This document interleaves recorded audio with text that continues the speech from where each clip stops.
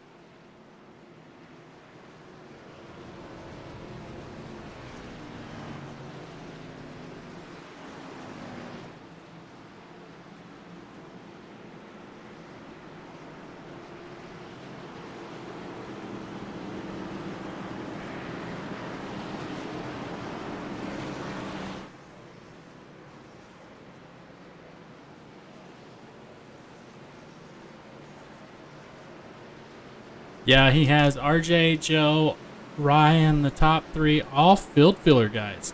So it's going to be interesting to see how they do.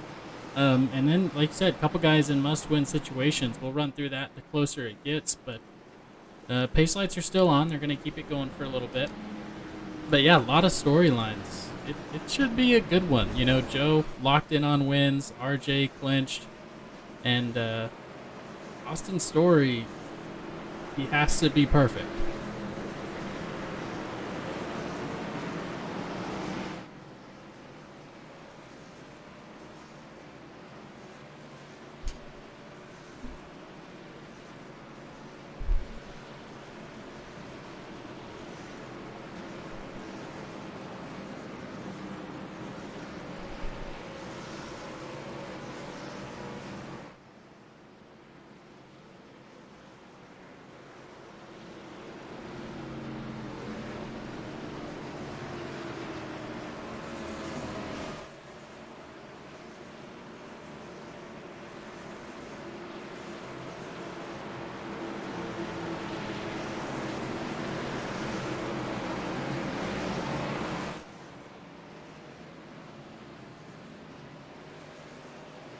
It'll be a good one. Green flag is out. Joe Stafford going to lead RJ Root around. Gets a really good jump on that beautiful 69 car. Going to take the inside line.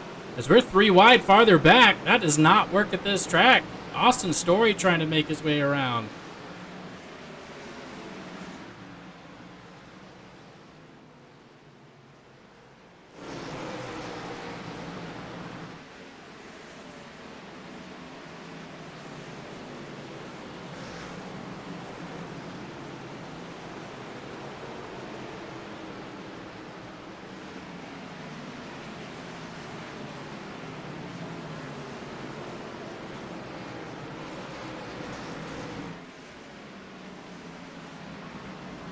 Yeah, they're doing what we thought they would. Martinsville. Not Darlington. It's just as crappy sometimes, but yeah, Darlington. Yeah, you messed me up now. You know what? We're gonna restart. Welcome to the show, folks. I'm James Rouse, Lima the booth now. Martinsville, very flat. There's really not any benefit to going high. In fact, if you do go high, you're gonna get washed out. So we're seeing a lot of guys single file here, and it's going to come to the point where once they start reaching lap traffic, that's really... Oh, no, Ryan Samuelson!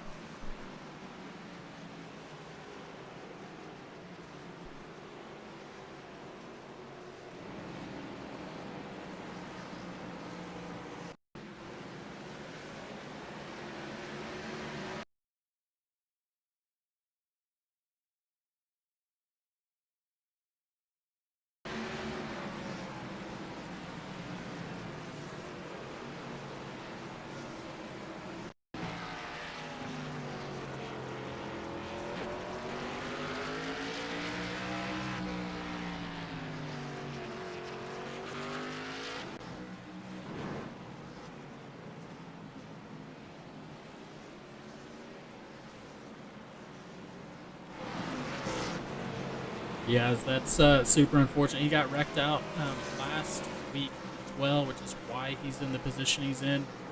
So that's something to keep in mind. He really needed to come out and have a good race. He didn't have to be perfect. I don't think Seba Cornez, you know, he's a good driver, but I don't know if he could have gotten 13 positions on Ryan Samuelson if he was being careful.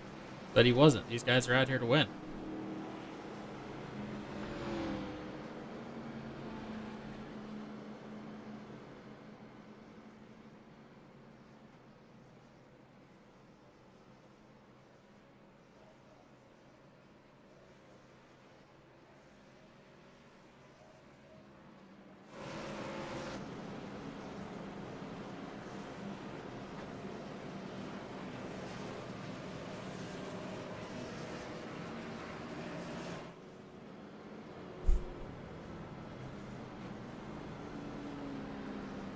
Yeah, Seba and Barrett both in the same position. They have a really small chance to point their way in. Pretty much Ryan and Austin have to do extremely bad and finish darn near last. Because I think is that 13. How many points do we get? 13. Yeah, so you got to get 13 positions there, which is looking a lot more possible, but here.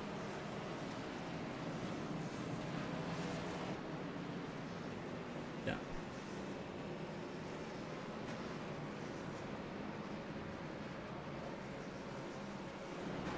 Yeah, definitely, and this is it's going to be important. We saw damage a little bit earlier. It could help you here. You know, you get to cool down those front tires with a little bit more air. So we'll see what Ryan Samuelson decides to do. No fast repairs. This is your open setup race here. So it's going to be a good one. I'm excited about it.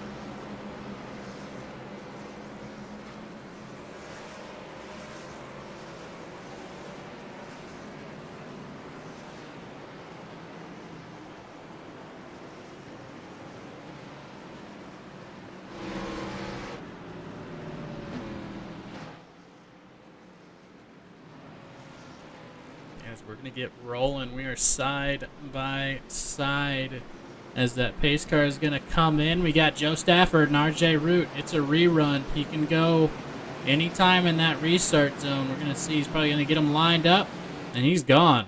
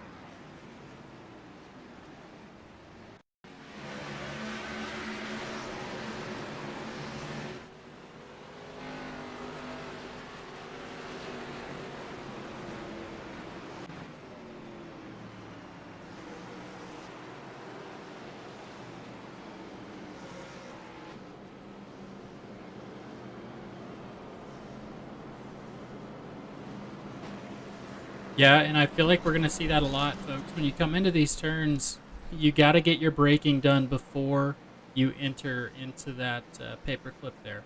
Because, like I say all the time, your tires only can want to do one thing at a time. And that's either slowing down or turning. So when you make them do two things at once, that's what happens. You step out the rear end. But look at Seba Cornez, guy who knows that he's in a must-win situation. Up 8 positions so far. Bringing up Austin's Story up 7. So that's something to keep an eye on as we keep going.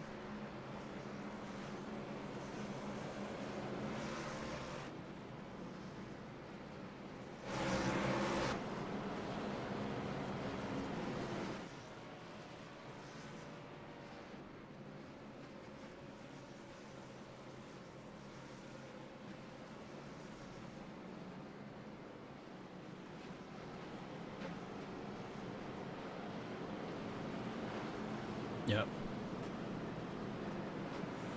Yeah,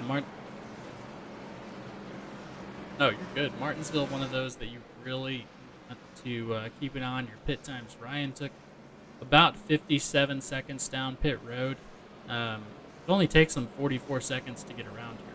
So it's very easy to get lapped if you're not paying too much attention. As we're seeing Barrett Coffee just came down pit road. He's coming out. Let's check out what happened to Barrett Coffee under the green flag. The very first restart. He fell back quite a bit.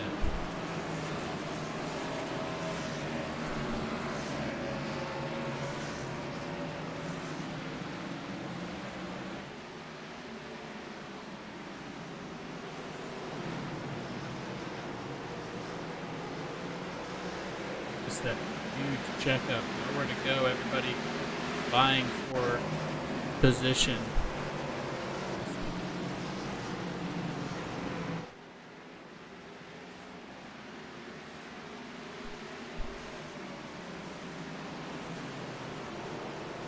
Green flag. Yeah, green flag is out. RJ Root gets in front of his teammate Joe Stafford. Seba Cornez not too far behind, and David Love in 4th.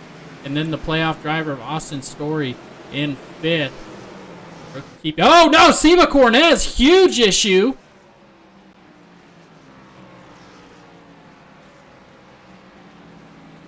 Huge accident involving Seba Cornez. I don't know what happened there.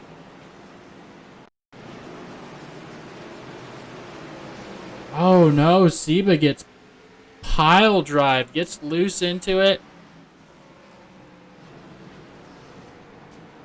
Austin Story involved.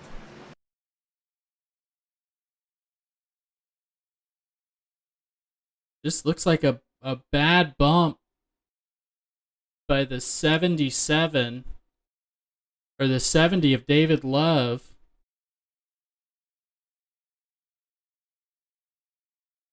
As it is super unfortunate for Seba Cornez.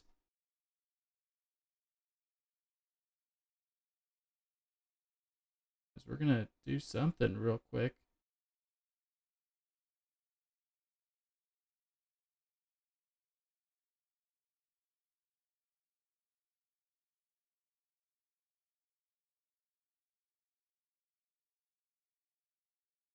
As that is super unfortunate for the playoff drivers. 2 playoff drivers involved. Austin Story and Seba Cornez. Chris Claude, pretty far back. I don't think he was involved in it at all.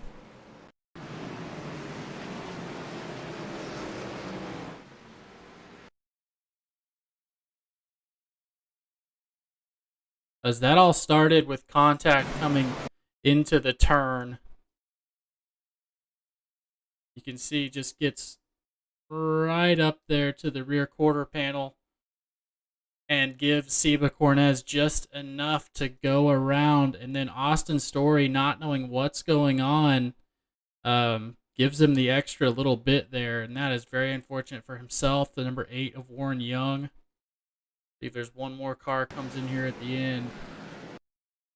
Chris Claude trying to get through. Takes a ton of damage, brings in the number 26.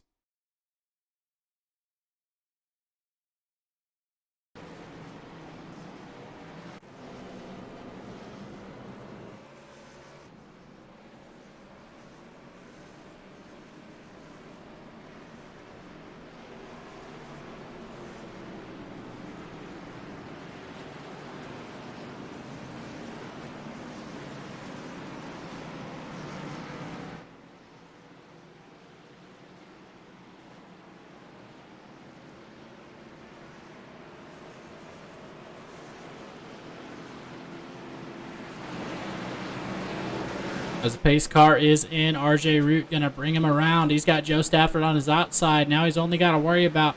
No, bad start. Gets a little squirrely. Joe Stafford still able to get the power down. Joe already seemed like he was planning on coming down with the teammate as they're going to get lined up.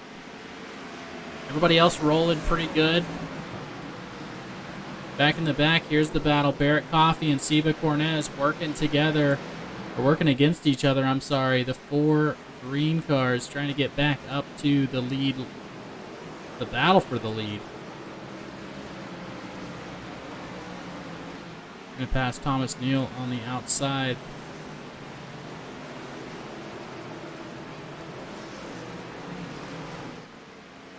As these are 750 horsepower vehicles running the shortest track in NASCAR, also one of the oldest running tracks here, and it's starting to show with this paperclip style. These turns are very, very harsh, Liam.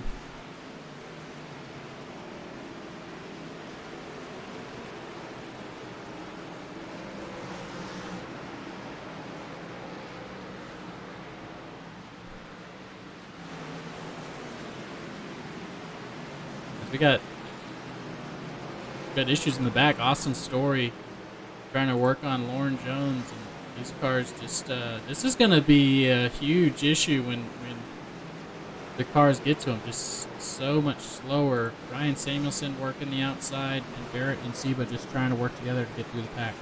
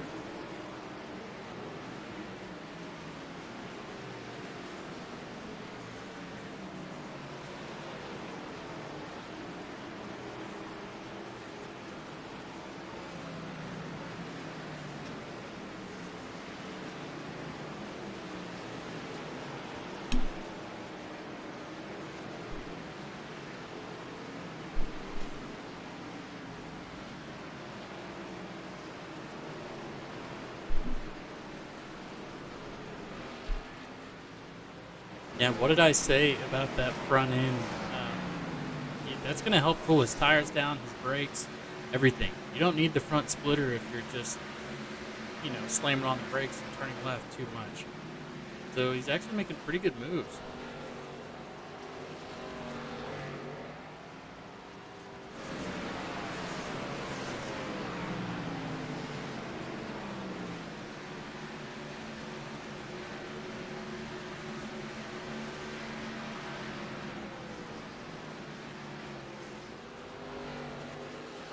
It sure is. So we're gonna go. I'm really liking what I'm seeing. RJ Root, Joe Stafford, now battling through lap traffic. RJ.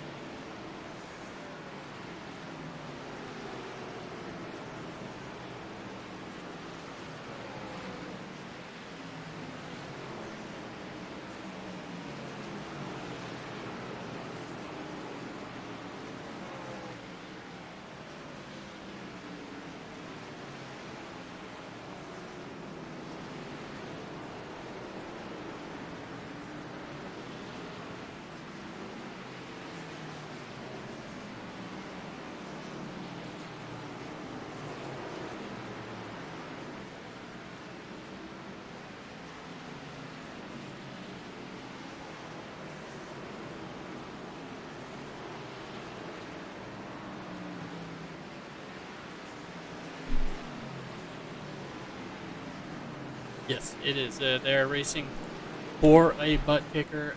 They sponsor this league. They also sponsor a bunch of other awesome leagues, so you can reach out to them. If you want to buy one, they are absolutely fantastic. I use one to really help with these short tracks. You can use SimLab apps to program what makes it shake, so you can really get the feel of actually losing the car before you lose it.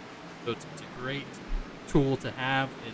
It's absolutely insane what you can do with it and how beneficial it is to your lap times.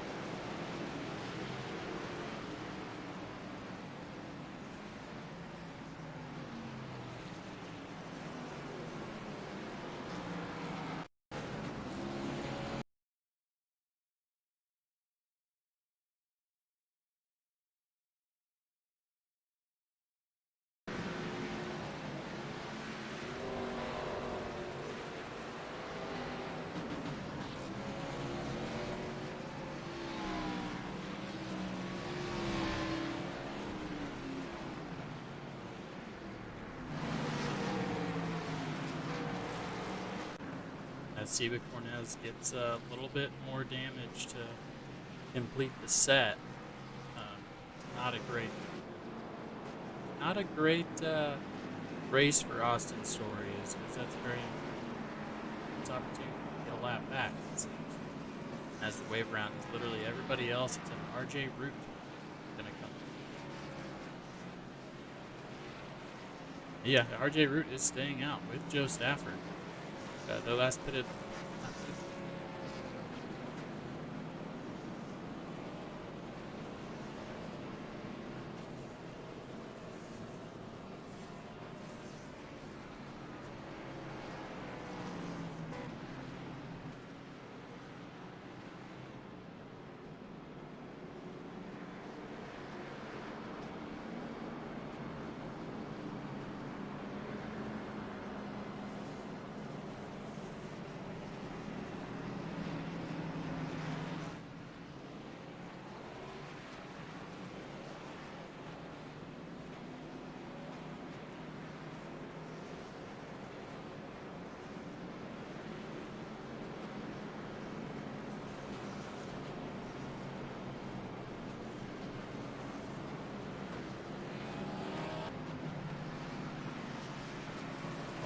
running it right now. We do have a awesome program I can use to tell you guys where everybody is at.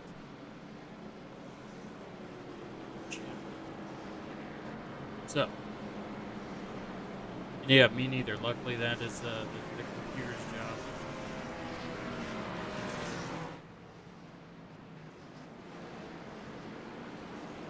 Do that.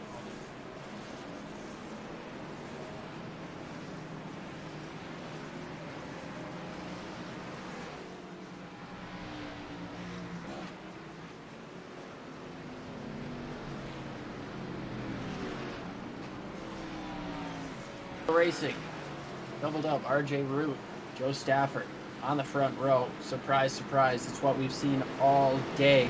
So pace car dives in. Barrett Coffey's up in third. He's in a must-win. Randy Spivey's up there. He wants to win just for the heck of it. David Love up in the top 5 as well. Green flag back in the air. RJ Root gets a good jump, but Joe Stafford not far behind, stays with him as they go down into the corner. Stafford's going to let him get out front. Up a little bit goes RJ Root, but Stafford, he's going to stay behind him here as we got side-by-side going on behind him. Kevin Rourke getting the run up on the outside. Goes up into the wall is Kevin Rourke. Hard contact into the wall for Kevin Rourke. That's not going to bring out a caution. I don't think he gets back going. Yes. So no caution there, but a huge overdrive from Kevin Rourke. That's not what you want to see here. He's not one of the playoff guys, but still hoping for a strong run here as we look at RJ Root holding the lead right now, about a car length in front of Joe Stafford. Barrett Coffey not too far, about a half a second behind. Here's Chad Sanner. Look at him. We got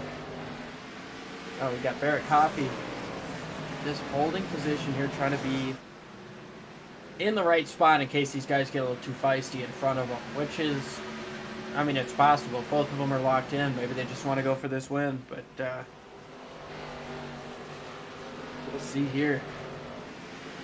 62 laps complete. We are, I think that puts us about 25% of the way through this race, and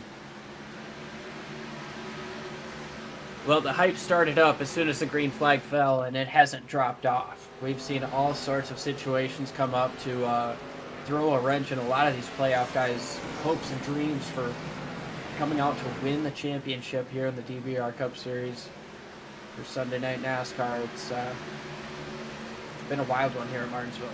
I don't know what more I can say. So we see a little bit more of a gap here, getting in front of Barrett Coffey, and Joe Stafford falling a little bit behind RJ Root just a bit. Root's been one of the stronger cars, that's for sure. Yellow's out once again. We've got another problem out on the racetrack.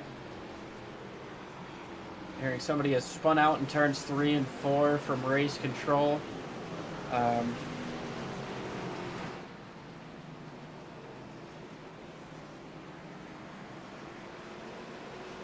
Yeah, caution is out here. RJ Root is your leader. He's starting to gap the 57 of Joe Stafford, but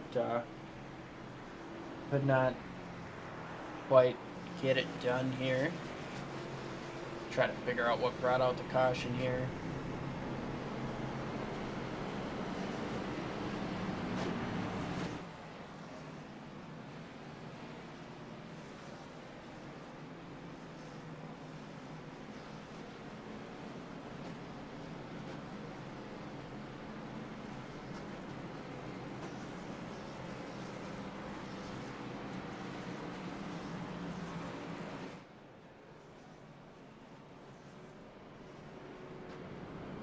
Alright, well, I believe we're waiting here on James has control of the cameras here, but Steve Dardaris around by the 71. 71 made a big send going into turns 3 and 4. I'm not sure if there was any prior history to that. 71 there of John Buwalda Jr. going down the back straightaway, about 2 car lengths back. He goes down into 3. He just got up into the 10, or got up into the 3 and turned him around. Unfortunately, I can't show that to you right now.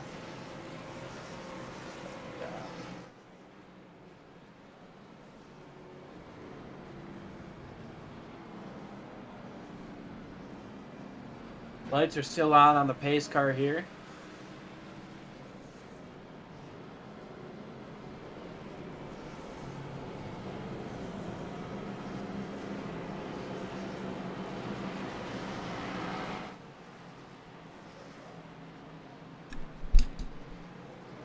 Austin Story has come to the pit lane once again. You know, he's trying to get some of that damage repaired. It looks like he's doing his best to stay on the lead lap here.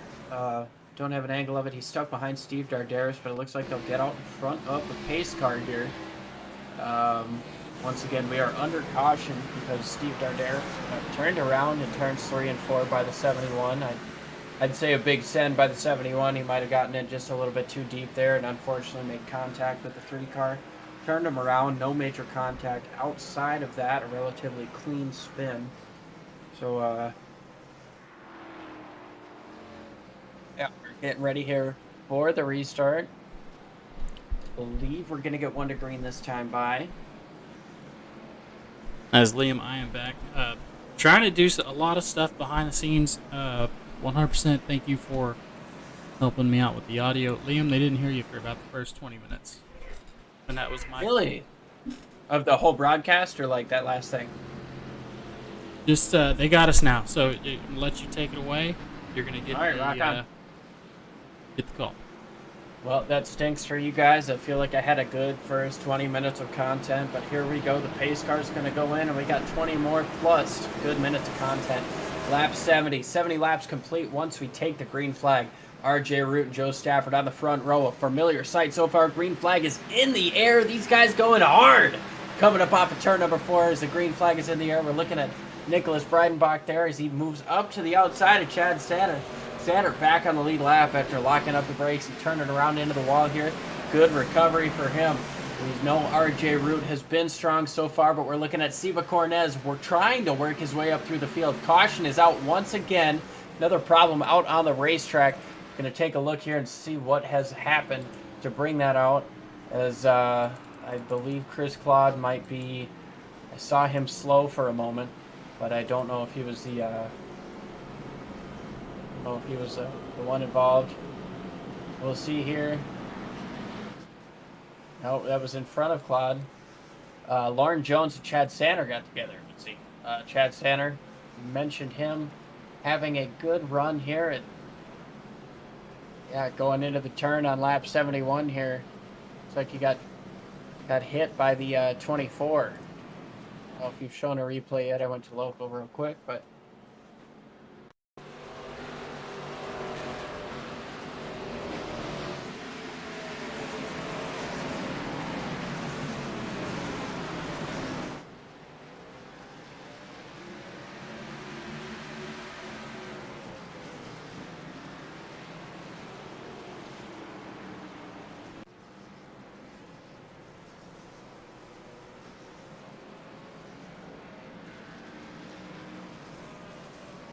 Looks like Chad Sander was the issue. Yeah, not going down issue, into turn number 3 on going into turn 3. I don't know where you're at, but into turn 3 on lap 71, Chad Sander gets tapped by the 24, Nicholas Breidenbach, turns him around. Steve Dardaris and Lauren Jones both get a little bit of contact, nowhere to go. Jones actually avoids it.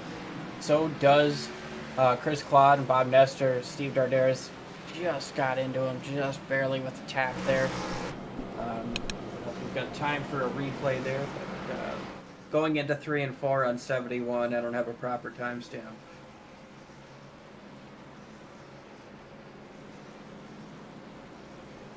I'm still a rookie, guys, so sorry if I get too meta.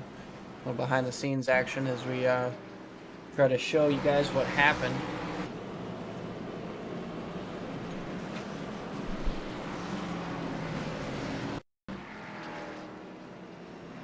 One more. Story's a lap down, so focus on the 59. Yeah. Sorry. Yeah, we got it. I think we already... I think it was Nicholas Breidenbach in 59, correct? Yep. Sorry, I went to local mode. I didn't know if there was a replay there, and I know we've had a couple difficulties on both our ends so far. So we Halloween. apologize to the There's viewers. a glitch in the system, guys. Yeah, we've got to Spooky. make I don't it even know what's spooky. going on. Here's what we're doing. We're just trying to scare each other into making each other think we got to do it ourselves. There's just so much action going on in this series. We couldn't possibly do this alone. So thank you, James.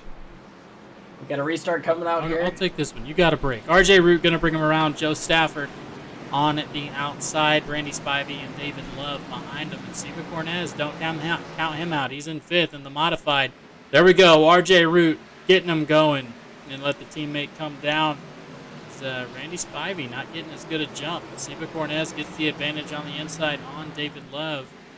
So that's that for those guys. And as it stands right now, while we were away, I was running some of the numbers. I know it's not good. You'd be in charge of that. But Stephen Cornez really has a lot of work to do. He's now in 4th place, which puts him 5 points back because Austin Story is up in there in 16th. So, got a ton of work. He really needs a couple of the other guys to not do well. Barrett Coffey in a similar situation. So, right now, as it stands, it is Austin Story, Ryan Samuelson, Joe Stafford, and RJ Root in the playoffs.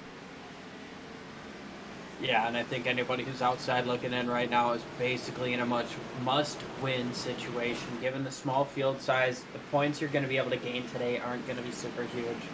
You really got to try to take things into your own hands to win this race. Definitely. Cornez just needs 7 spots over Story, and it's going to be hard to get. Yeah, both of those guys with massive damage. Martinsville playing the games that it does, and throwing a wrench in a lot of these playoff guys' hopes and dreams of racing for a championship next week at Phoenix. Of course, like we mentioned, the Davis Brothers Roofing Cup Series got $300 on the line. The winner of the championship next week, and everybody wants to go out there and A, prove that they're worth racing for a championship, and B, win that money. Yeah, definitely. And here's the deal with this league, guys. Very strong league. Usually a lot of car count. I'm sure it was a mercy to not do it here at Martinsville, but usually we get 33 to 40 cars every single week. Oh yeah. And of course, that's all brought to you, of course, by Davis Brothers Roofing, Buttkicker, not Maestro, I'm sorry.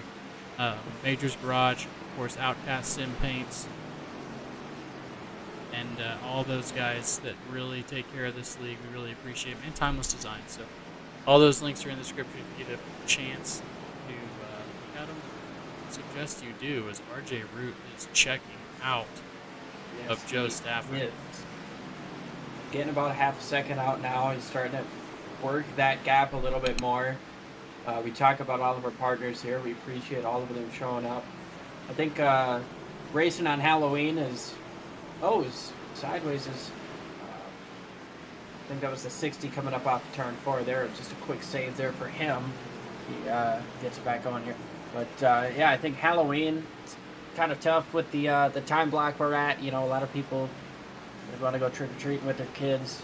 You mentioned we usually have 30 cars in this field, and it's a little bit of maybe a mercy rule for guys who don't want to show up here and play a bad factor, but, you know, obviously being a holiday weekend, that got a lot of stuff going on here. If we go back to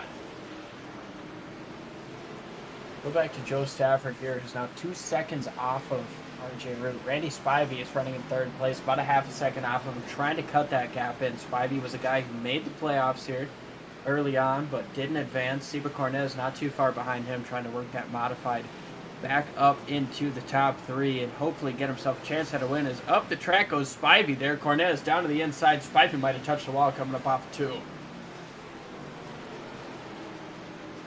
Looks like Cornez is going to be able to get that spot clear up off of turn number 4. As you see now side by side back there, David Love and Randy Spivey. Joe Stafford just trying to do everything he can to finish this race strong, keep that momentum. Coming up on 90 laps finished, he knows there's a long time left in this race, and RJ Root out front, his teammate and his friend. He's the guy he raced for the win last week, got the better of him, and there we go. Nicholas Breidenbach looking to the inside of Randy Spivey. Breidenbach, another one of these playoff guys who needs a strong showing, more than likely has to win this race to make it to Phoenix. So Spivey is struggling there on the outside. Breidenbach is out to his door. Spivey really trying to work in that outside, trying to get everything he can on corner exit. And it's working for him on the exit, but you can see where Breidenbach gets the advantage throughout the middle of the corner. That's a very wide entry for Randy Spivey. He's giving the 24 a lot of room to work with on the inside. It's a hard racing here at Martinsville. This is kind of what you pay to see, you know, as you see Spivey relinquishing that position here as Barrett Coffey now works his way up, trying to get behind Ryan Samuelson, and Samuelson's going to try to take advantage of the slower Spivey. Yeah, you see these guys, just a gaggle of vehicles getting close, but check out Siva Cornez. He's under attack by David Love, trying to get up there. As we talked, that must-win situation, and Ryan Samuelson, not in a must-win, but he put himself in quite the spot by spinning there. So I think this is a good time, as we're going to keep an eye on this battle. You're not going to miss a thing. We're going to go sim racing and media side by side. You're not going to miss a thing. You're just going to miss our commentary.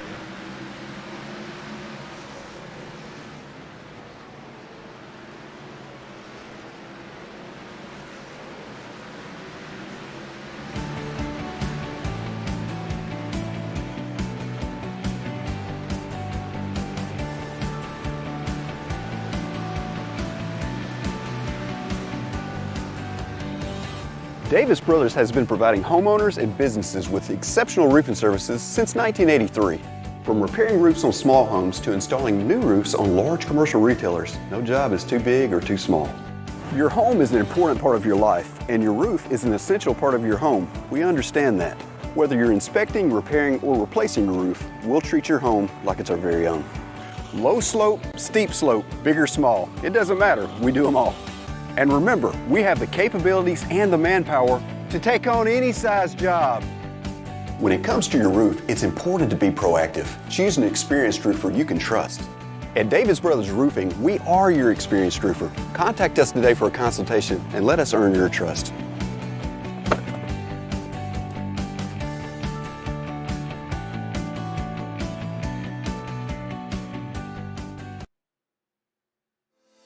You know that guy? The one who, just minutes before the green flag, keys up his mic and asks, "Anybody got a setup?" Well, this is him. This is Adam. And Adam needs some help. This, on the other hand, is Steve. Steve is a solid racer, and he knows his way around the garage. Steve's problem is time. With a job and a family, he can't find enough time to build competitive setups and to race as often as he likes. But Steve knows a secret. Steve lets our crew chiefs do the setup work so he can focus on the racing. At majorsgarage.com, Steve can get setups for over 50 cars on the iRacing service, so no matter what series he wants to jump into, he is covered. Somebody really should tell Adam.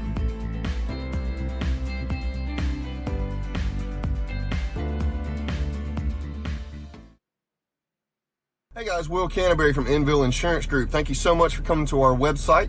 We are your one-stop shop for anything insurance: homes, autos, boats, motorcycles, renter's insurance, life insurance.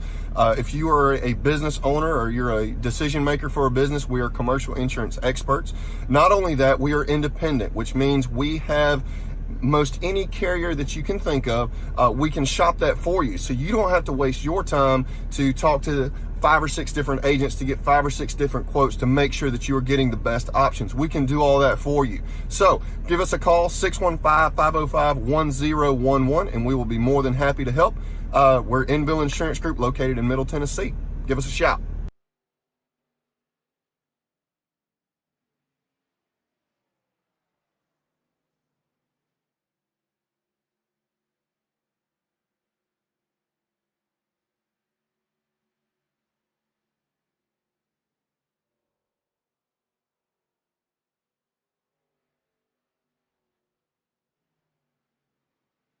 All right, here we are back.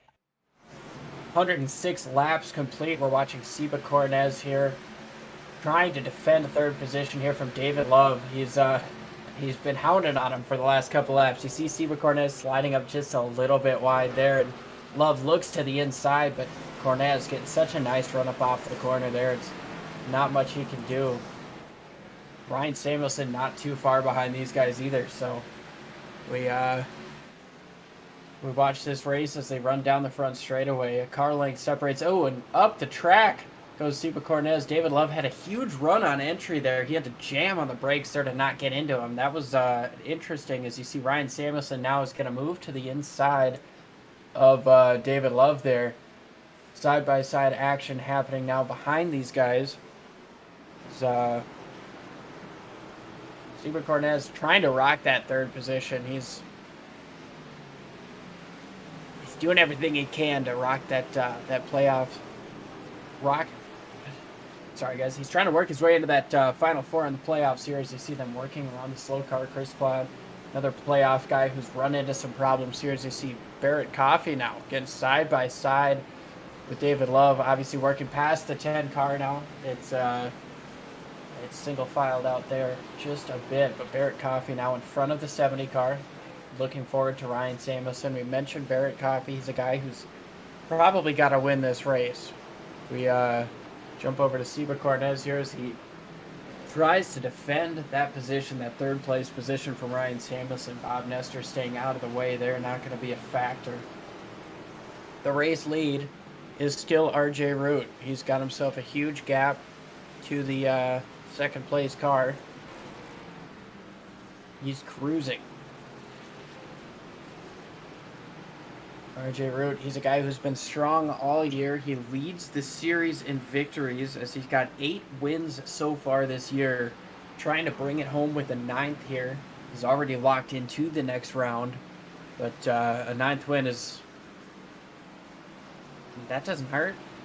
I'd take any checker flag I could get. And that's how RJ Root feels right now, as he leads the race by a good margin here. He's got a 5.5 second lead over Joe Stafford. Sorry there, that's wrong button there, as you see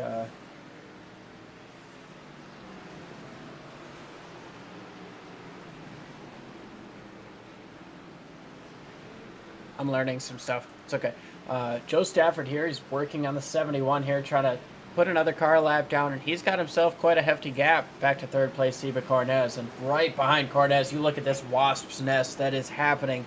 Look at David Love, he's out here trying to hold back Steve Giberson, who's a lap down, Nicholas Breidenbach, who is not a lap down. The top 5 positions are all being held by playoff drivers, and David Love is sitting here playing spoiler in 6th position.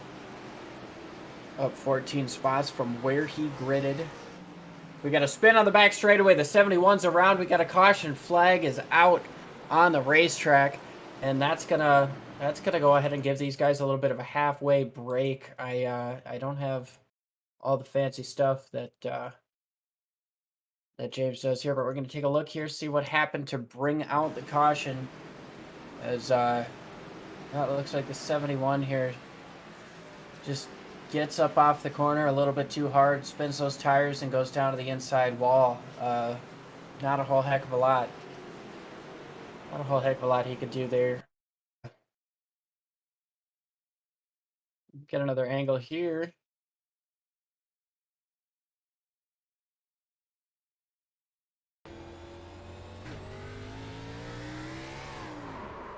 Oh, that sounded like some shifting. I'm not sure if that was my my sim being wonky, but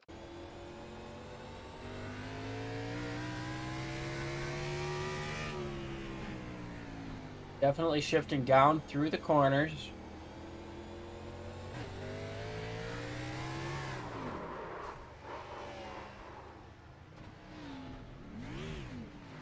Well, I'm just going to go ahead and not say much more than that. We rode on board with the 71 there. He spun there off turn number 2 to bring out the caution about halfway through this race. Takes away a 5.5 second lead for RJ Root as we look at pit stops as they happen now. The entire lead field is coming to the pits. Take a look and see who actually gets a wave around here. Looks like Joe Stafford actually stayed out here. So we're looking at Joe Stafford, Ryan Samuelson also stayed out. Oh, I might be wrong. Maybe everybody. I apologize.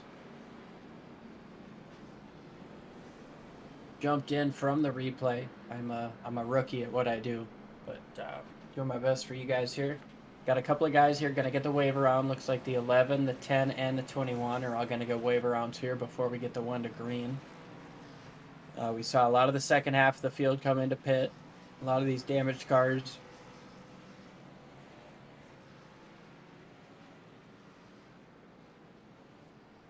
So we come up off of turn number 4 here, waiting for the lights to go out on the pace car. There they go. Doubling back up. We've got 3 guys taking the wave around here. That's going to put us at... We've got 12 cars on the lead lap as of right now. 21 cars started the race. Benjamin Harp is out. He is our last place finisher, finishing 21st.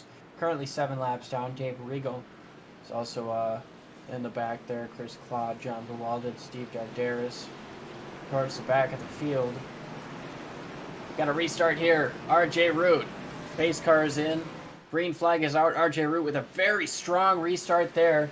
Joe Stafford going to try to get in behind him. Ryan Samuelson right up into 3rd place. And Barrett Coffey getting himself into 4th.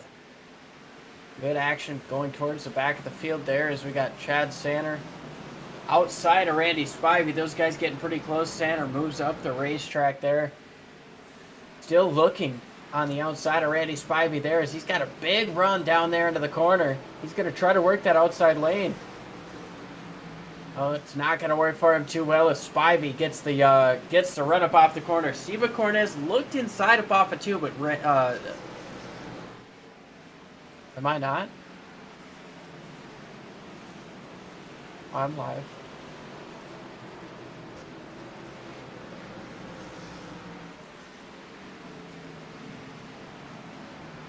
Okay.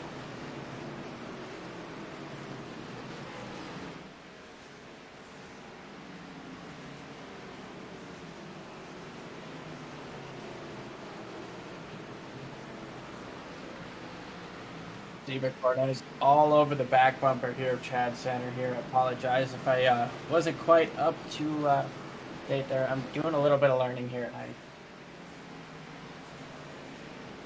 my best. You got a lot of action going on throughout the course of this race, so Randy Spivey trying to hold off Chad Sanner. Not too much of a battle for the lead as you see RJ Root's got almost 3/4 of a second there on Joe Stafford. Brian Samuelson trying to come back strong after an early issue. Got into the wall very early in the race. He's running 3rd right now. He's one of those guys that could point his way in. He's in a pretty good point spot, so he keeps running the way he is. He'll be looking at a championship for a spot.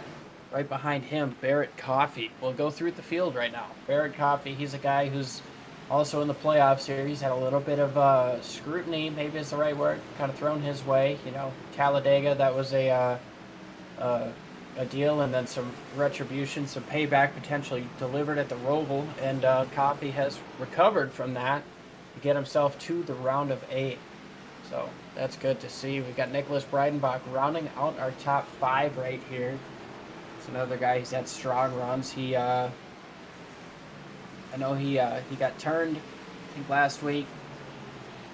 So good to see him recovering here. He's another one of those guys towards the back of the playoffs as you see him get a little bit sideways there off of 4. He's one of these guys who needs to probably win to get into the Final Four. David Love is the first guy not in the playoffs running right now, and he's had himself a very strong day. He's been top 5 throughout most of the day, and he's run hard. He's raced really hard against a lot of these guys, so definitely like to see him doing well. Randy Spivey, another guy who made the playoffs. He's not in the playoffs anymore, but he's continuing to show up a strong run. Running 7th right now. He's been between 10th and 5th. He's been a top 10 guy throughout the course of the race. So Randy Spivey just hoping to bring home a solid finish. Chad Sanner, we'll talk about him. He got backed into the fence earlier, overcooking the brakes, and has recovered his way to a lead lap position, running 8th place right now. So a huge recovery for Chad Sanner. We've seen him get involved in some contact with some other guys earlier as well. So cool to see Chad Sanner running up in the 8th place. Seba Cornez, another playoff guy, trying to get everything he can after the early contact. He knows he's close to that cut line. We talked about Ryan Samuelson and Austin Story being the ones who are going into this race. Seba Cornez was on the outside looking in, about 13 points out. So with Samuelson being in front of him, running 2nd place, points are not an issue here. He's got to try to win this race. And as we go back to round out our top 10, Kevin Rourke. Kevin Rourke, I mentioned the last time we were at a short track, talking about Bristol Motor Speedway. On the white flag lap, Barrett Coffey, Bemore and Young got together, and that caused chaos down the back straightaway. Kevin Rourke comes from 5th place to win the race and advances his way into the next round. So what are the odds we see something crazy like that happen again here? We'd obviously have to have a late race caution for that, but we know how short track racing gets, and especially when you've got the talent level in this league, a lot of guys feeling like they deserve to win here. It's, I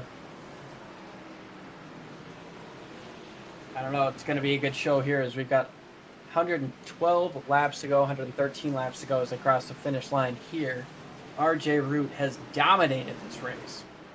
It has been pretty much the RJ Root show. Ryan Samuelson got himself into 2nd. He's passed Joe Stafford. Stafford and Root rather did a lot of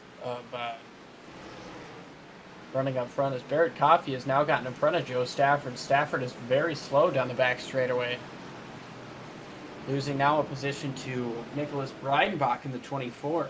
Interesting to see maybe what happened there. I'm going to do my best here to see what happens as Barrett Coffey is right behind him here. Slides up the racetrack and reactionary maybe to the 11 in front of him. Didn't want to take up too much track and potentially run into him. But either way, 2 spots lost by Joe Stafford there. He's been one of the strongest ones throughout the course of this race. RJ Root, 2.5 seconds in front of Ryan Samuelson. He's got nobody in front of him, nobody behind him, nobody bothering him right now. Ryan Samuelson trying to get around Thomas Neal. He's a couple car lengths behind him. Anytime you've got a car between you and the leader, it's not a comfortable time. Barrett Coffey sitting about 1.5 seconds behind Ryan Samuelson right now, kind of biding his time. We know in the Cup Series, fuel is about 130 laps, I would imagine, with a suppressed gas tank. I don't know what the right word is, but less fuel in these cars, so I don't think they can go to the end. I think we're going to have to maybe have another pit stop here before the end of this race. Nicholas Breidenbach getting towards the back here of Barrett Coffey. He's trying everything he can to work his way around him, but Coffey's been strong. Breidenbach dives in, gains a little bit there on entry. But exits where Coffey's really got the advantage here. We're going to take a look. David Love here trying to get around Stafford. He's right up on the rear bumper. He doesn't want to push too hard, but Stafford sliding up there. David Love moves to the inside. You see Stafford sliding just a little bit. David Love going to move down to the inside, make that pass pretty easily here. Gets a nice clean job done. as Joe Stafford's going to back up again. A little thank you from David Love to Joe Stafford there as we're approaching 100 laps to go here at Martinsville. You know, Martinsville is one of the wildest tracks that you can come to. We saw in the Cup race earlier just how emotional everything was at the end. And yeah, I know we've got major playoff implications here, but if we find ourselves in a spot where somebody could sneak a win, whether they're a playoff guy or not, I tell you what, they're going to go for it. Martinsville's a big track to win at. As little as it is, it's one of the biggest wins you can get. Yeah, you get the old grandfather clock. By the way, hey, I'm here. Still behind the scenes. We appreciate you, James. I appreciate the heck out of you. Look at Ryan Samuelson. Up already back about where he started. Barrett Coffey doing a good job. Nicholas Breidenbach. Yeah, Ryan Samuelson has made an insane comeback to get back to second place. Another guy I want to bring up there, Chad Sanner. Take a quick look at him. He, remember he backed into the fence earlier, and he's found his way back into the top 10. I know he's not a playoff guy. He's not one of the main focuses of this race, but that comeback definitely deserves to be shouted out. Yeah. As give you a little break here, taking a look at Nicholas Breidenbach. We're getting into a long green flag run, folks. Hopefully I don't jinx it, but last time everybody came down pit road was lap 117, so that's something definitely to keep an eye out for, as they're gonna start getting a little bit slower. Gonna start catching lap traffic as we see Nicholas Breidenbach trying to get past Lauren Jones. We're gonna go ahead and bring up on the top side there. Yeah. As we're gonna bring up this track map, and you can see all the just everybody spread out. RJ Root, we're going to go to him as he's working on the lap car. Steve Darderis, and every time that leader is in your rear view, wow, so RJ pushing that car to limit. You gotta be careful. You know, people are going to be. It really cranks everything up a notch whenever the leader is in your rear view. No matter how good your intentions are to let him go, you know, sometimes you just get scared of him. You know. As we look at Barrett Coffey trying to get up with Ryan Samuelson, as Ryan Samuelson's working on some lap traffic. That's what's going to be a lot of these guys' best friends. Barrett Coffey, Ryan Samuelson. Barrett pretty much by this point in a must-win situation with Nicholas Breidenbach. Just where are you going to catch these lap cars? Who's going to hold you up to try and stay on the lead lap? As folks, we appreciate you sticking with us so much as we're working through this Halloween broadcast. Hopefully you have or are having a good Halloween. We are on YouTube and Facebook, both at Sim Racing Media. Going to be making the move soon to Esports Broadcasting Network, but we're excited about that move. But for now, we appreciate you guys watching on Facebook and YouTube. If you could, give your favorite driver a shout out. Let them know who you were cheering for, who you're here for, and also go ahead and while you're doing that, hit that like, that follow, or that subscribe button. We really do appreciate it, folks. Take a look at Barrett Coffey on the back of Ryan Samuelson, as he's got to win. He knows he's gas pedal down, ready to rock. I see him, he makes that pass pretty cleanly going down into the turns 3 and 4 there. So they work around the outside, not work around the outside, but Steve Giberson there on the outside as they work around the lap traffic. Yeah, as we see, I mean, Barrett Coffey, he's had a bad run in the round of 8. There was Talladega. He was leading the race, and then got absolutely clobbered. There was the Roval, where he did not do very well in the Roval. And then last week was the Roval. No, last week was. You talk about last week was the Roval. We had Texas and Kansas between the. There we go. Yeah, Texas and Kansas both times. Barrett Coffey not having a good run. Man, I'm telling you, it is wild in my house right now, and that is not anybody's fault but my own. But Ryan Samuelson, I tell you what, needs to gather this thing back up. As I bet RJ and Ryan are kind of running the same setup, so we'll see if Barrett's long run setup does anything for him as he gets that car under control. It might be unprofessional, but let's just give a hot shout out to James for coming through, doing this broadcast with us. He's got kids. It's Halloween night. He's trying his best to balance everything. So thank you for being here, James. We appreciate you making this show what it is. I'm glad to be a part of it here. We've had ourselves a damn good race so far. And, I mean, still got 90 laps to go in this thing. The action hasn't stopped. It's just getting down to the nitty gritty here. A mistake means a lot more, and a restart means a lot more if it were to happen. So get everything coming down here towards the end. Yeah, definitely. As Barrett Coffee, that's what he's hoping for. You know, no one hopes anybody gets hurt or ruins their race, but Barrett Coffee definitely thinking, hey, if something was to come out right now, it would really benefit me in particular. Wow. So he can make up some time on RJ Root, because we know he's got the speed.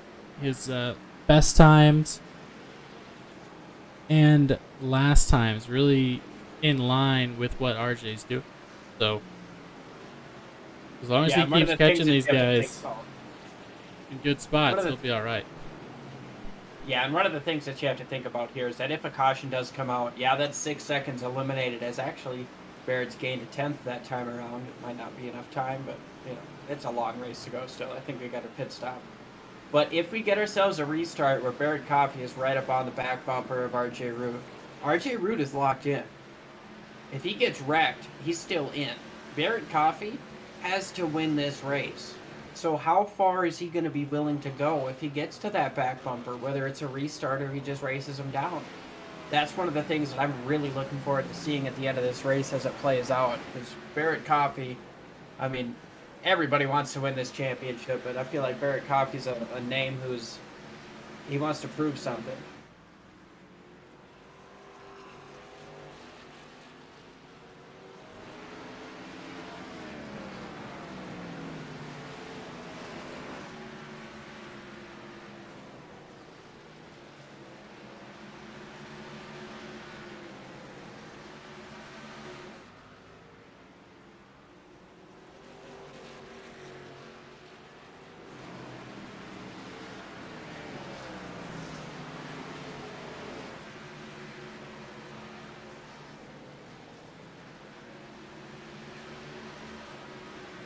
Yeah, I mean, the playoffs really didn't go in the favor of Barrett Coffey. I mean, I say that, but he's obviously in a position where he can make himself, he can race his way into the Final Four here. He is chasing down RJ Root. He has gone from about 5.8 to 5.4 seconds now over the course of 5 laps. So, I mean, if you want to put it into numbers, 80 laps and a 10th a lap with this gap, it's possible. I think a caution is probably necessary. But Barrett Coffey, he's turning the laps of his life right now. He's not playing any games. He's trying to get up to RJ Root, trying to push his way into this Final Four.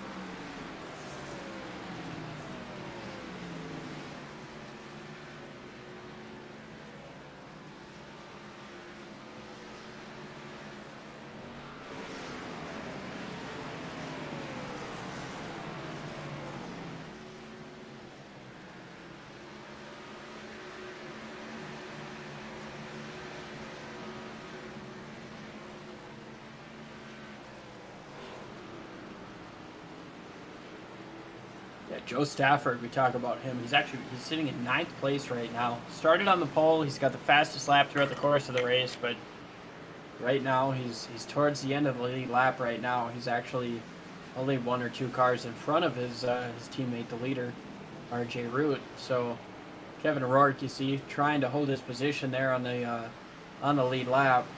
He's actually going to go ahead and relinquish his position to RJ Root.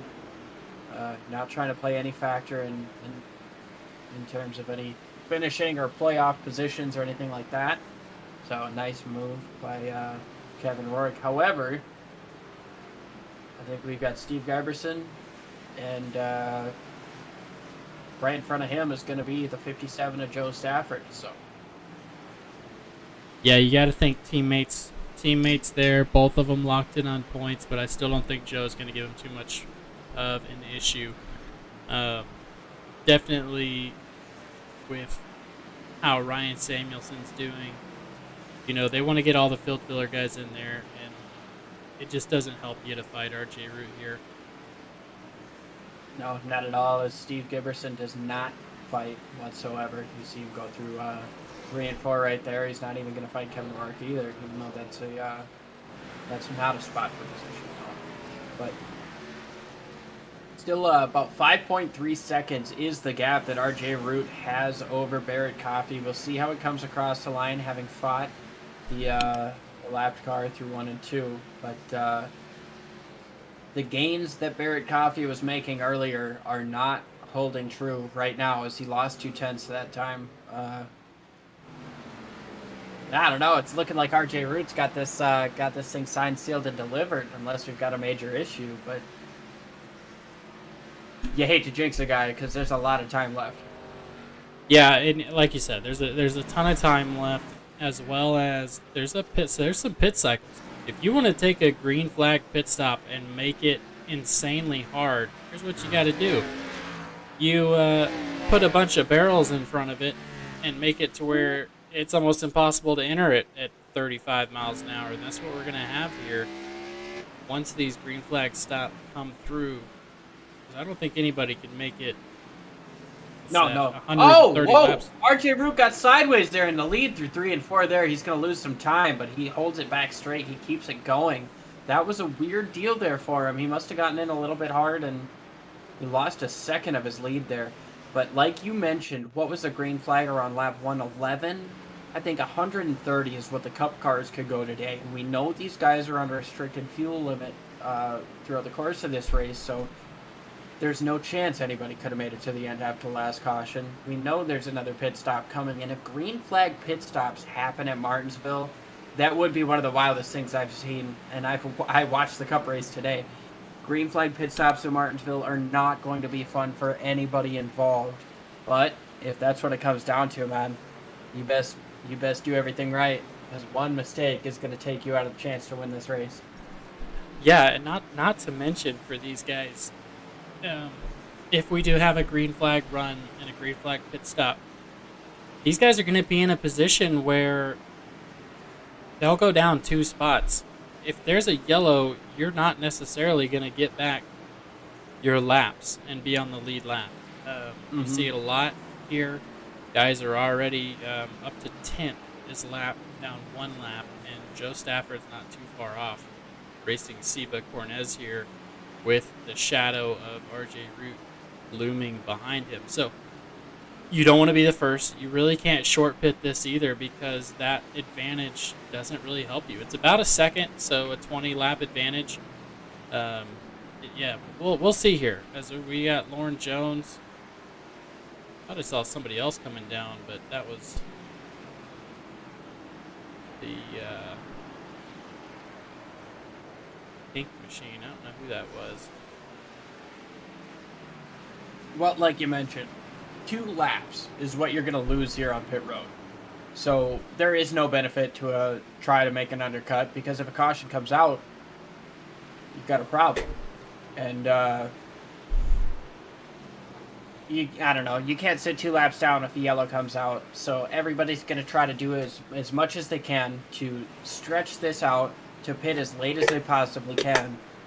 Because even though we've run 75 laps of green flag racing here, if a caution comes out, I mean, that's a game changer, especially throughout the middle of green flag pit stops, which is probably something nobody expected to happen.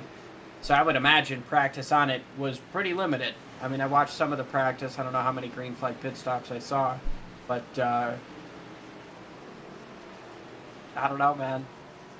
You got a lot to worry about. You pit too early, you go 2 laps down, a caution comes out, you're stuck. You speed on pit road, you got to come back, you're 2 laps down, you're stuck.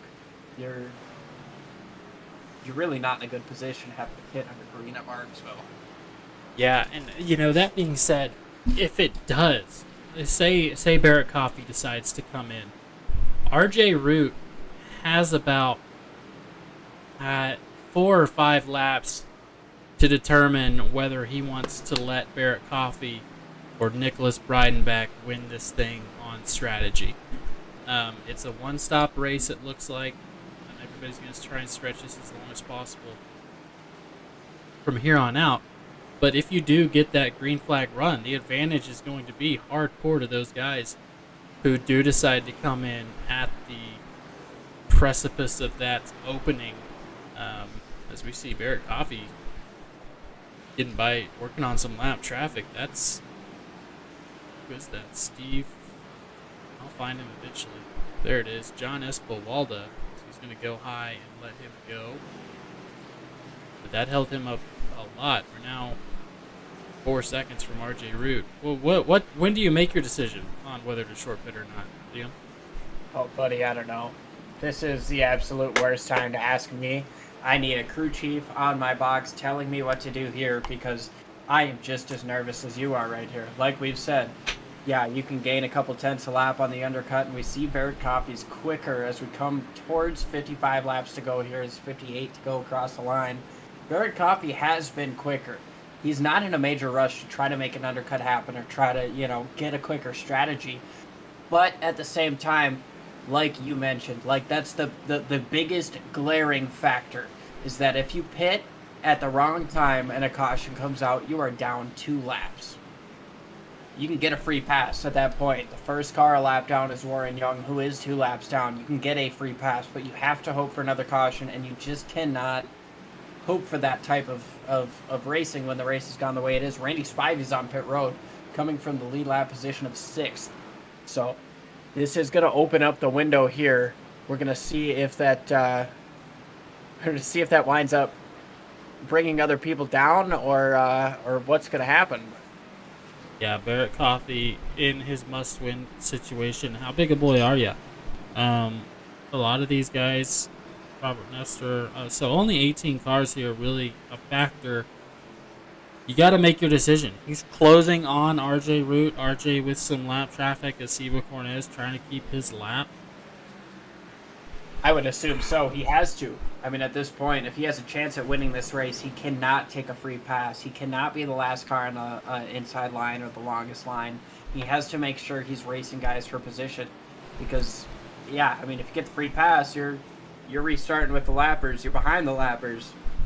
You don't want that. You want to stay on this lead lap, and you want to do everything you can just in case there is something to happen to bring out a caution.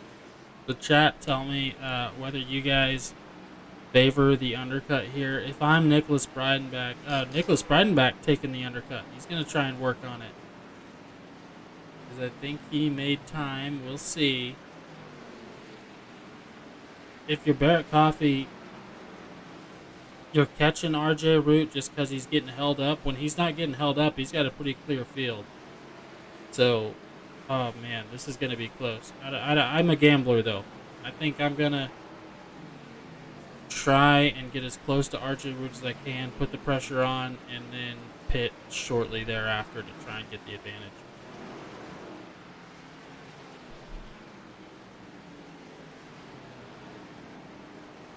Because this is it. This is the battle. RJ Root, Seba Cornez. Seba in 6th place right now as we see Ryan Samuelson 2 laps down. He pitted. Austin Story 2 laps down from an accident. But Nicholas Breidenbach, another one who tried the short pit strategy. We'll see how it works out for Ryan Samuelson. If you're Barrett Coffey, you got to think he was right behind you. You don't want to go down to Ryan Samuelson, who is now about to get his lap back on you. Into the pits is RJ Root from the lead into the pits.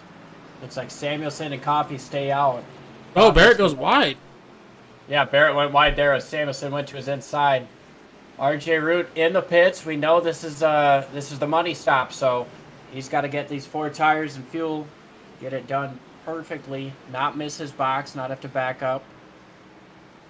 How many times, folks, if you're sim racers, how many times have you lost a race because you came down pit road and made a mistake? That's got to be what RJ's stuck. I've seen championships lost in the pits, Liam. I've got a heartbreaking story about my 8500 last year that we can go into another day, but RJ Root looks like he's going to get a clean stop down, gets off the pit lane, nice and easy there for him. We're looking at the race on track here, but RJ Root coming up off of the pits now. He's going to sit here, currently 1 lap down, as we see Barrett Coffee staying out on the racetrack for now. We're going to see how long he stays out there for, though. If a caution comes out, which is a possibility here with green flag pit stops and varying tire strategies, that could be huge for him. But RJ Root, he's out here turning laps with nobody in front of him, no major slowdowns. He could gap him pretty big here.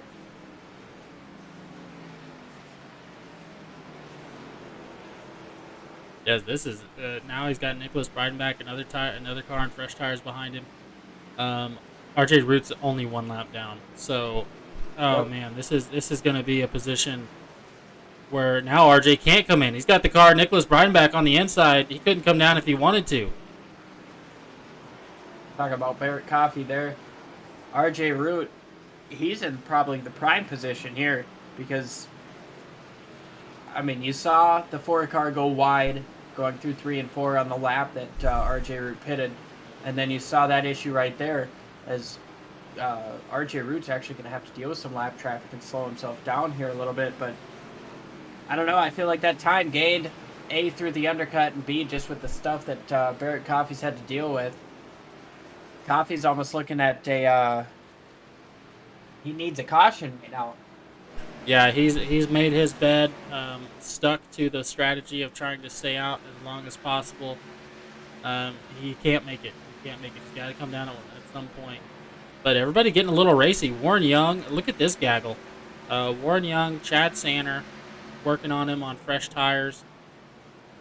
Working through some lap traffic. You can't move anybody, though. If anybody decides to slow you down in the slightest, if you've got a teammate with Barrett Coffee, we've got that information. Get to it. Barrett Coffee and 10 Floor Racing with Lauren Jones, Benjamin Harp, Steve Dardaris, and David Love. Those guys are probably, the call goes out. Whatever code word they have to use for, don't let people bite, because there's nothing that says that you have to let anybody get by you. The fastest car, obviously, you want to try and not fight too bad, but RJ Root about to get his lap back the hard way, because he's currently in the lucky dog position. If it was to come that's out.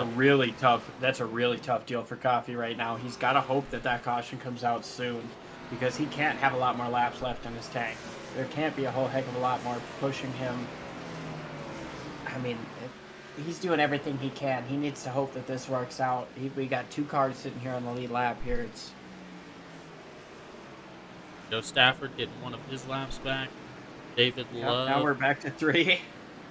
He can't let RJ Root get by him here. Cannot let him have the outside.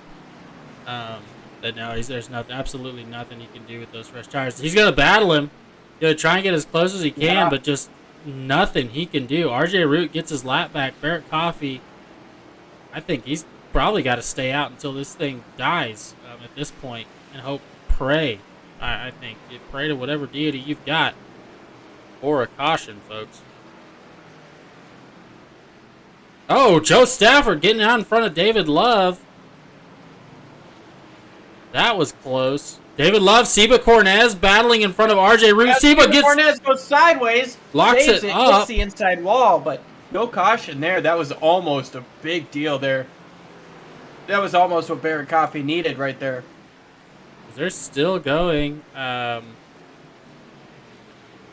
Seba didn't want a caution. Seba's currently running second. He doesn't want Barrett to win. If Barrett wins, Seba's out.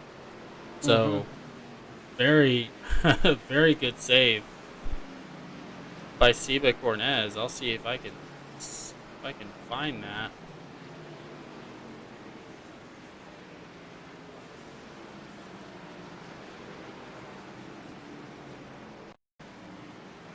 Because here it was, battling David Love. Gets just a little bit into him, catches the car before it gets to the wall. Oh, very unfortunate. He's going to have to come down pit road.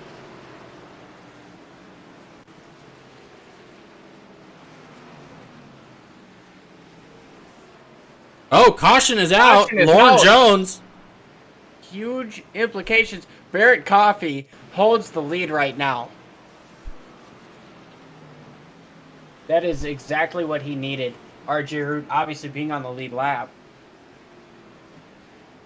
We've had all sorts of technical difficulties throughout the course of this race, and so I apologize for my part in that. You know, it's been a day, but Look at this, Lauren Jones. I'm on the cockpit view, absolutely cranking it.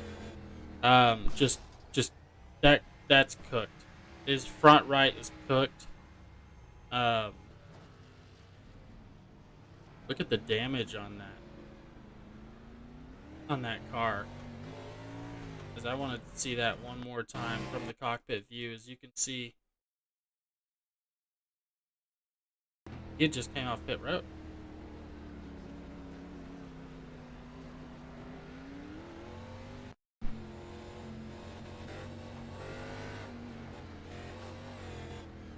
Huge here, folks. That's going to give Barrett Coffee the opportunity to come in. RJ Root's going to come in for tires. So Barrett Coffee, still your leader. Ryan Samuelson unable to make it around. He's going to take tires. This is, oh man, this is absolutely huge. yeah, this is certainly wild. And all those wave around literally, cars. he needed that caution more than anything right there. That was his saving grace to be able to come in and pit. Gonna have to see how this plays out, though. We've only got a couple of guys on the lead lap here. We're gonna have 9 at best, I think, depending on who all gets their laps back with wave arounds. Yeah, right now it's going to be Barrett Coffee, RJ Root behind him, Ryan Samuelson coming down pit road again, trying to get some of that damage fixed. Nicholas Breidenbach's in 4th, Randy Spivey in 5th, Joe Stafford in 6th, David Love and Chad Sander, all those guys getting the wave around. We got Austin Story coming down pit road, Seba Cornez. This is huge. This is going to be an absolute blast. I'm glad you guys can stick around. This is, of course, the Davis Brothers Roofing 250 at Martinsville, and it's opened wide up right now with that caution. Yeah, we mentioned 1,000 times that caution was everything Barrett Coffee needed to have a chance to move into this Final Four. He's got RJ Root on his outside more than likely on this restart here, because we're going to see all these wave rounds more than likely get their laps back here. Looks like we got one more to green. Nope, there they go. So 1 to green this time. Going to watch all these wave rounds get their laps back, and well, Barrett Coffee's got a chance to prove his worth here. Coming to the green here, he's got the guy who's led almost every lap throughout the course of this race on his outside. Doesn't have a whole heck of a lot going on behind him because of the wave arounds.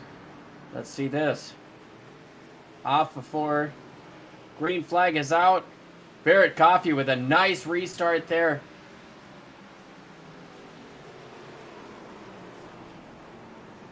It sounds like we got spinning going on behind him. Caution's going to come out right away. Problems in the first couple turns there. It was a weird restart for sure. We only had 6-7 cars on the grid there as everybody else was coming around getting their lap back. But a spin throughout turns 1 and 2 there is bringing out the caution.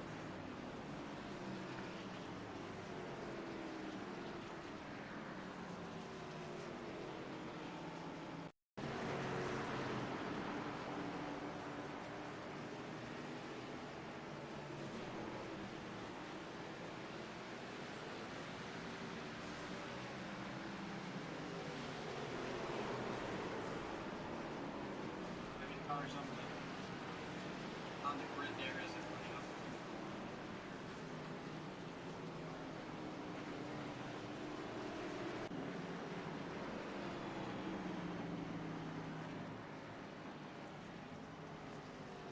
All right, pits are open here.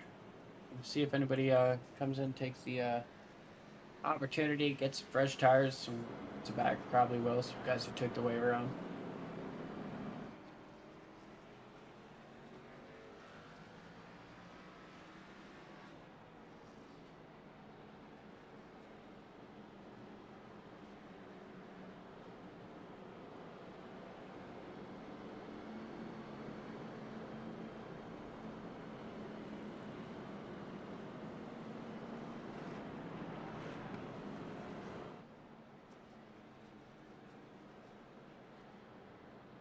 Yes, it looked like Seba Cornez was trying to make his way around Steve Dardere, or I'm sorry. Yeah, 16 and 3 got together there, and so that's actually good for Barrett Coffee. That's less laps that he has to turn, with RJ Root right behind him. Ryan Samuelson is now up there, teammates with Phil Filler, Chad Sanders coming in, Nicholas Breidenbach. Oh, this is gonna be wild. This is gonna be wild, ladies and gentlemen, and I am here for it. Yeah, we got 21 laps to go, 20 laps to go here on the restart. This is gonna be I don't think we got one to green, so it looks like 21 to go coming up on the restart. This is gonna be wild stuff. Martinsville always is. We got a couple extra guys on the lead lap. Now they had a chance to pit, having that quick caution.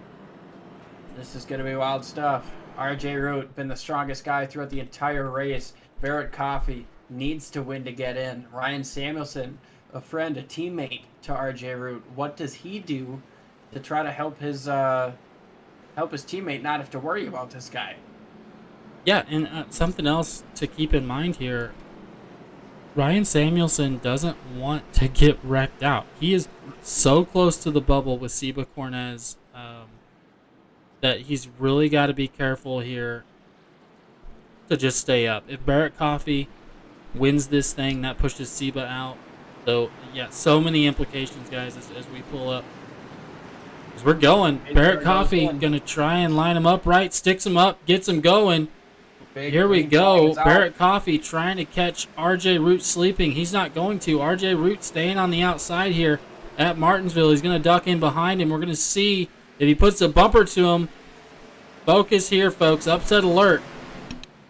RJ looks outside going into turn 3. Doesn't seem to be. Now he's going to look to the inside going down into 1. Coffee goes for a big block. RJ is going to dive it in there. Slams on the brakes to keep it up off of him. Huge block from the Fords. He's going to go back to the bottom this time again. He says, RJ, if you're going to pass me, you've got to get me on the outside. RJ with a huge run on the outside, though, this time coming up off of turn 4. Sideways. Contact is made. Coffee's into the wall. RJ Root's into the wall. Huge contact there. Man, Barrett Coffee is no longer leading this race. We've got Ryan Samuelson leading this race. Second place is now Joe Stafford. RJ Root recovers to 3rd. Nicholas Breidenbach in 4th, and Barrett Coffee all the way back to 5th place. That was the worst case scenario for him. He was racing hard. He gave the outside to the 69 Barrett Coffee, and it looked like Coffee and I mean, they both just gave a little bit too much. They got together there off the corner, and Ryan Samuelson was in the perfect place to capitalize. Yeah, that's going to be absolutely they're going to be talking about that after this. And Seba Cornez now a lap down, trying to work on Barrett Coffee. The top 5 is playoff drivers, but really none of it matters here unless we can get Seba Cornez. I mean, Austin Story. I'm sorry, it's Austin Story that's in the cut line. As that was absolutely huge racing there. RJ Root trying to, man, hard racing. That's wild. That is wild. As we're going to take a look back at that. You see RJ Root really pinching the 4 down there to try and get his. Oh man, that was crazy. I'm speechless. Yeah, that was wild stuff coming up off before. These guys racing for everything they've got. That's I mean, that's what you pay to see. That's what you want to see here at these short tracks. Is RJ Root's going to get himself past Ryan Samuelson. RJ Root back up to the lead of this race as we come towards 13 laps to go. Ryan Samuelson didn't have a whole heck of a lot for him. Now RJ Root gets back out front. Joe Stafford sitting in third place. Nicholas Breidenbach in fourth.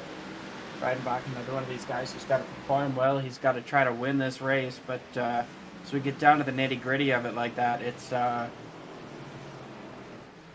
to be tough here with only 12 laps to go if you can try to pass these three cars in front of him. Yeah, what can Barrett Coffey do? Yeah, like I said, Nicholas Breidenbach in a must-win. RJ Root. Sure, everybody is calculating the points. Well, I'm going to let you take over for a second on cameras, and I'm going to try and calculate these points for everybody watching at home with 12 laps to go. All right, well, hope I can make it work here. As we see RJ Root, he's holding the lead here. He's got about a car length and a half on Ryan Samuelson. He's holding pace with him. And the top four hasn't really gotten too far away from each other. Barrett Coffey, you mentioned, he's he was in a must-win situation. He was leading the race. The contact there with RJ Root coming up off of turn 4, that was huge for his playoff hopes. And now he's sitting here watching all these guys about a second in front of him and probably feeling a little left out, feeling like he should be up there. But we get 8 laps to go this time by. RJ Root trying to bring this one home. Steve Dardera staying out of the way of the lead cars there as Ryan Samuelson falls back to about 3 car lengths back.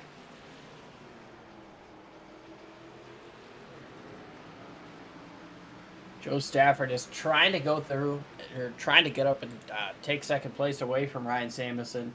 These guys are all teammates, though. They're all friends at Field Fillers, so I'm sure they're pretty content with just running 1, 2, 3 with each other here.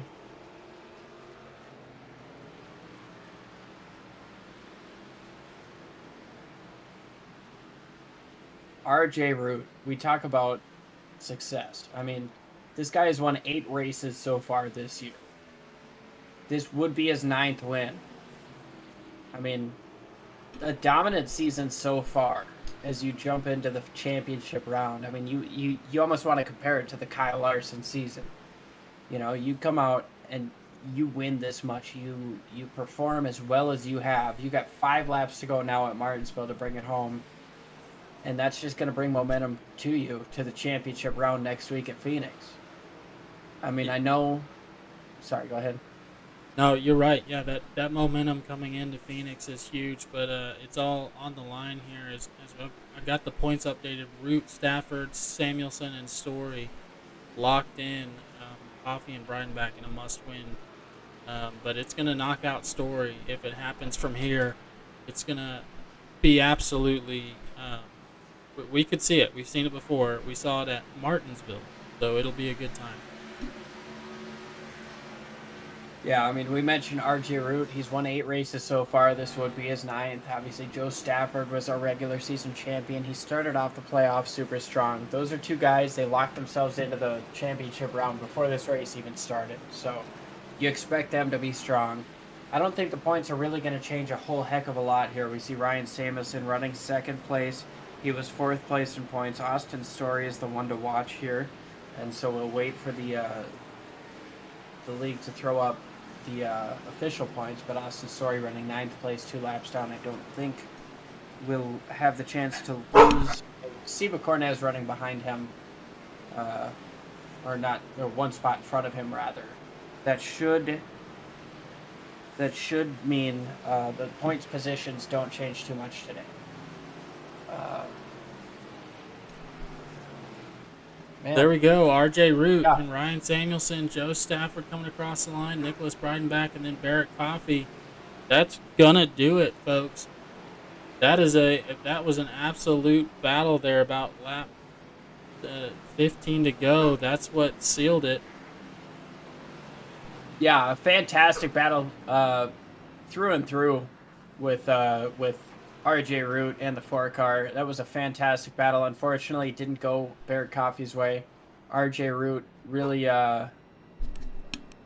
he really had the car to win today, and short tracks are fun because the laps happen so fast. So I was trying to figure out a point scenario, and meanwhile I missed the last 5 laps, and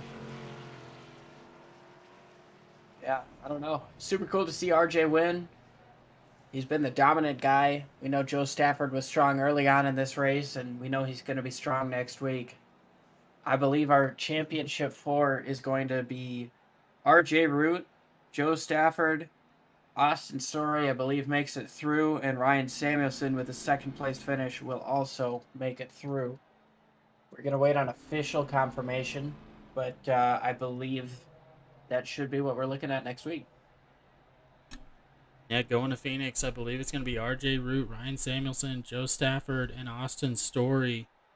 Your final 4. RJ taking the victory lap backwards, giving all the fans a view of that side of that beautiful The Polish 69 victory car. lap. A little tribute to Alan Kulwicki there. We love it. Definitely. So let's go ahead and talk to Joe Stafford here.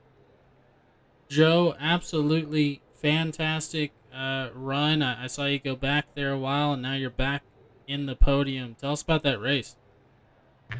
Yeah, pretty eventful race. Pretty frustrating one on my end. I didn't have the car I wanted. I definitely think I had a second, third place car. RJ was on rails, and I had a bit of bad luck in between the race and made a bad adjustment, fell back, and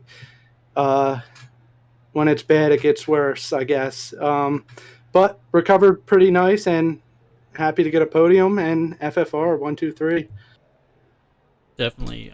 So moving into Phoenix, into the championship with 2 other field filler racing, are you guys going to separate the discords, or are you going to be teammates through and through? Yeah, we're definitely going to separate the discords. We will not be on the same team per se for Phoenix, but it should be a really good race, and I hope we put on a show for you guys.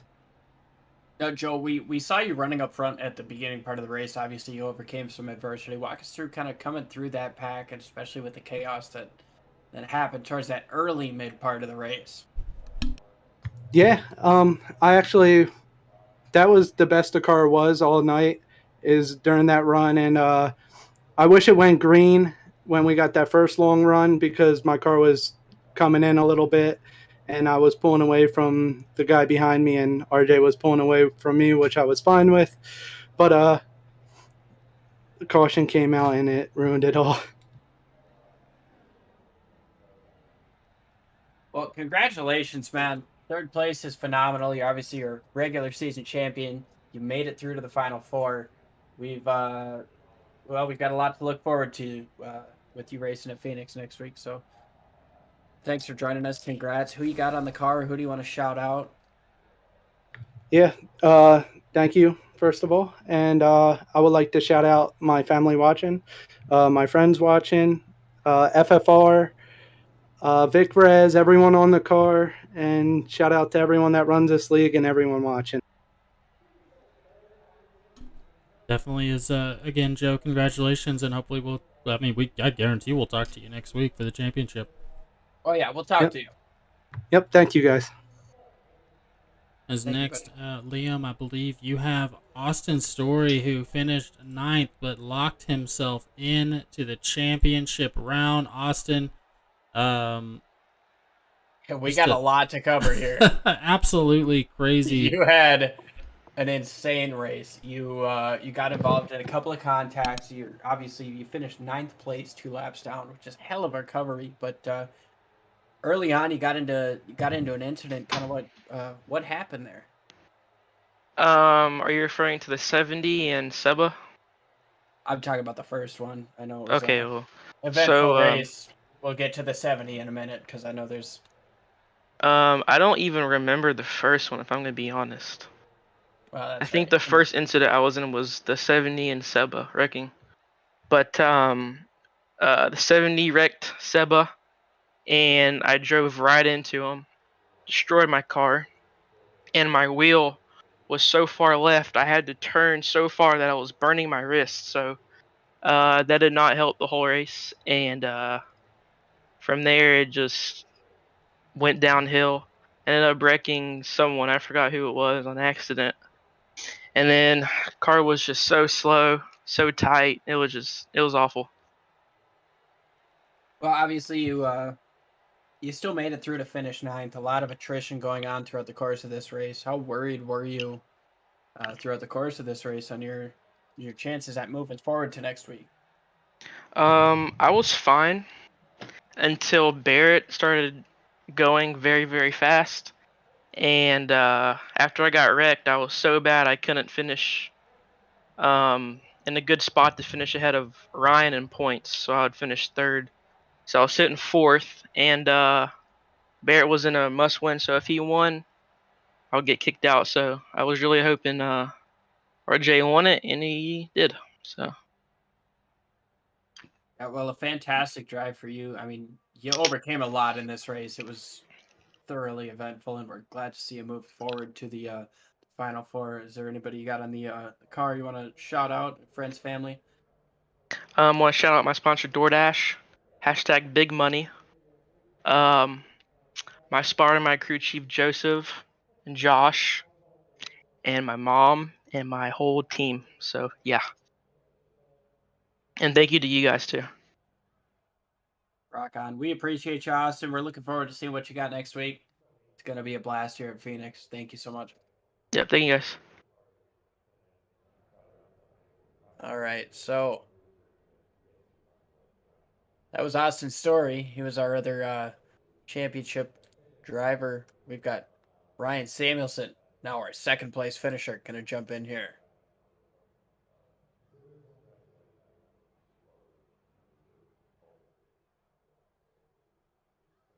Ryan, fantastic run to come through and finish second. Congrats also on making it to the Final Four. Kind of walk us through that late race battle there with your teammate, with RJ Root.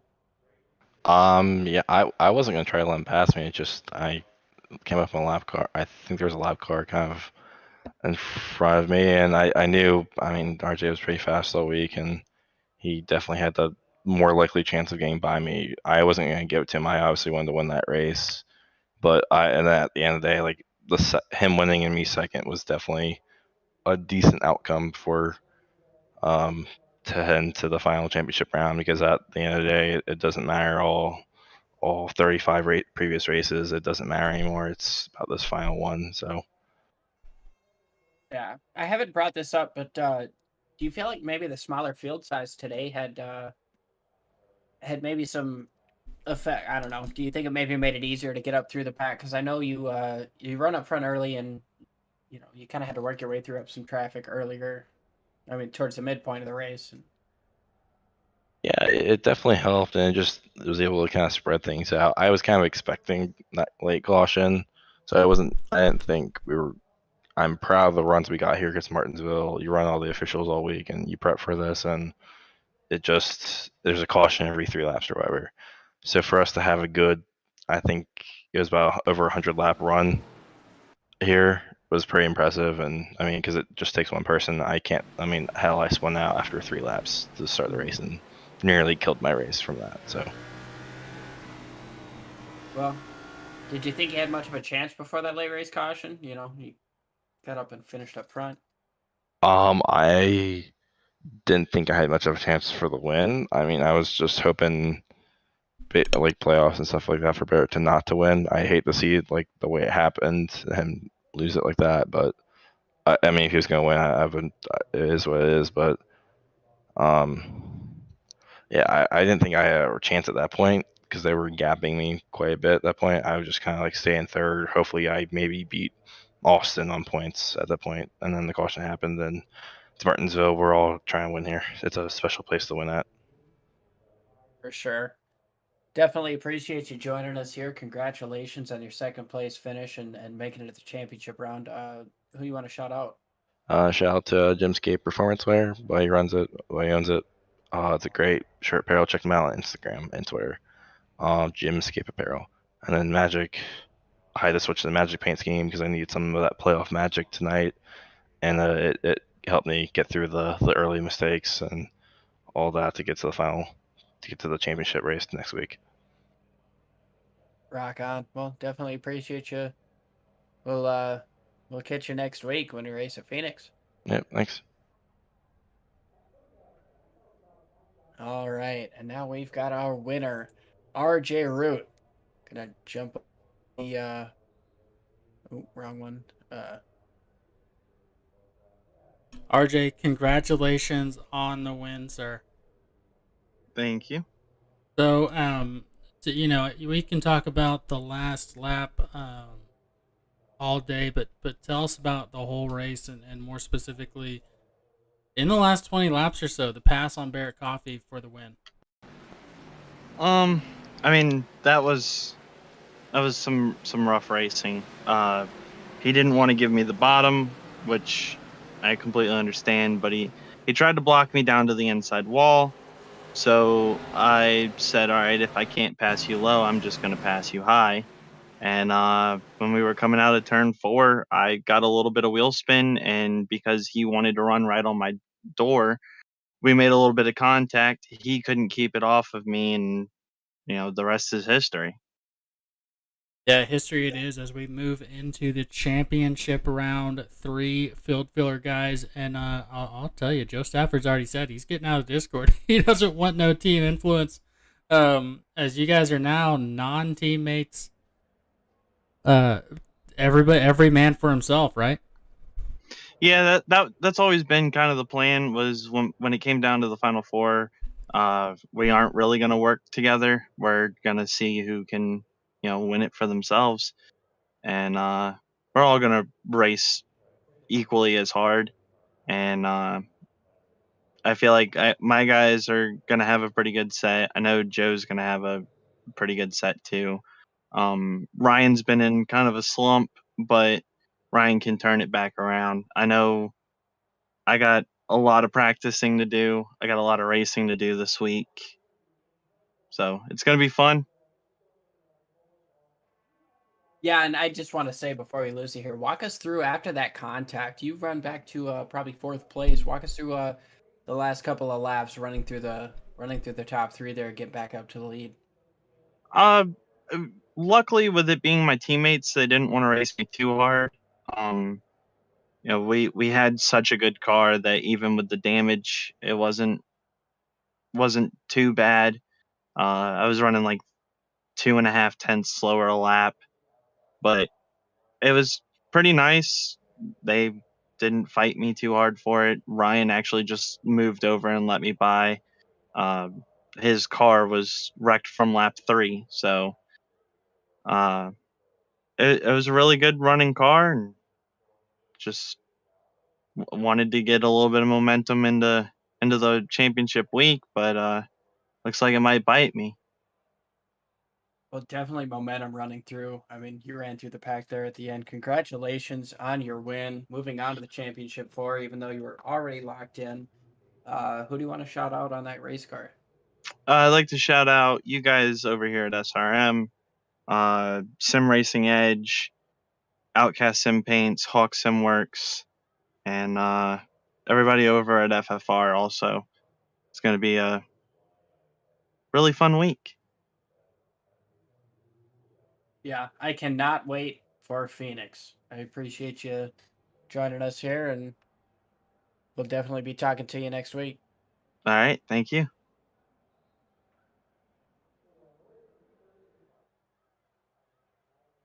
Well, we got our 4. Yeah, championship's heating up next week at Phoenix. You won't want to miss it, folks. We'll get all the issues we had tonight ironed out and give you guys a great show.